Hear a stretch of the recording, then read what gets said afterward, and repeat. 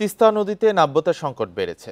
উজানের ঢলে নেমে আসা নুড়ি পাথর, মাটি এবং পলি জমে ভরে গেছে নদী। খনন না করায় একসময়ের খরস্রোতা নদী এখন অনেক জায়গায় মরা খালে পরিণত হয়েছে। এই অবস্থায় ৩ উপজেলার ১৫টি নৌঘাট বন্ধের পথে, যার নেতিবাচক প্রভাব পড়েছে তিস্তাপাড়ের মানুষের জীবন ও জীবিকার উপর। বান্ডেল থাকলে প্রতি সেনমানিতে টাকা বাঁচবে। বিকাশ সেনমানি বান্ডেল কিনে জিতুন প্রতি লেনদেনে। প্রায় পানিশূন্য থাকায় তিস্তায় তৈরি হয়েছে অসংখ্য ছোট বড় চর। নদীর মধ্য দিয়ে হেঁটে পারাপার হচ্ছেন লোকজন। বর্ষা মৌসুমে উজান থেকে নেমে আসা পাহাড়ি ঢলের সঙ্গে নুড়ি পাথর নেমে আসায় দ্রুত নদীর তলদেশ ভরাট হয়ে যাচ্ছে। নাব্যতা না থাকায় ৩ উপজেলার তিস্তা ঘাট, কালীর মেলা, পাড়ামৌলঘাট, বুড়িরহাট ঘাট সহ ১৫টি নৌঘাট বন্ধের পথে। এতে ভোগান্তিতে পড়েছেন নদীপাড়ের মানুষ। কৃষক, শিক্ষার্থী, ব্যবসায়ী, চাকরিজীবী সহ বিভিন্ন পেশাজীবী মানুষকে গন্তব্যে পৌঁছাতে পাড়ি দিতে হয় দীর্ঘ পথ।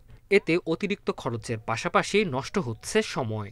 নৌকায় চড়তাম, পাকার মাথায় নামা দিত, আর এখন পানি নাই, নদী পারাপার হতে আমাদের অসুবিধা হয়। বিভিন্ন জায়গায় চর জাগিয়েছে, নৌকা বিভিন্ন জায়গায় বাজে, নৌকা একটু ভরলেই তাতে নৌকা যেতে পারে না, আমার অসুবিধা হয়। এদিকে তিস্তার বুকে চর জেগে উঠায় বেড়েছে ফসলের চাষ। তবে নাব্যতা সংকটের কারণে চাষাবাদ ও কৃষিপণ্য পরিবহনে বেড়েছে খরচ। লৌকে চলে না, লৌকে আটকে আমার সময় খুব যায়, অনেক দূর কুড়ি ব্যাগ কুড়ি ঘোড়া লাগে। পানির কারণে নৌকা না থাকলে আমাদেরকে মনে করেন এই ফসল যেটুকুই আমরা উৎপাদন করি তা নিয়ে আসা অনেক অসুবিধা হয়। পানি উন্নয়ন বোর্ডের নির্বাহী প্রকৌশলী জানান, আপাতত তিস্তা খননের কোনো প্রকল্প নেই। মহাপরিকল্পনা খননের বিষয়টি থাকতে পারে।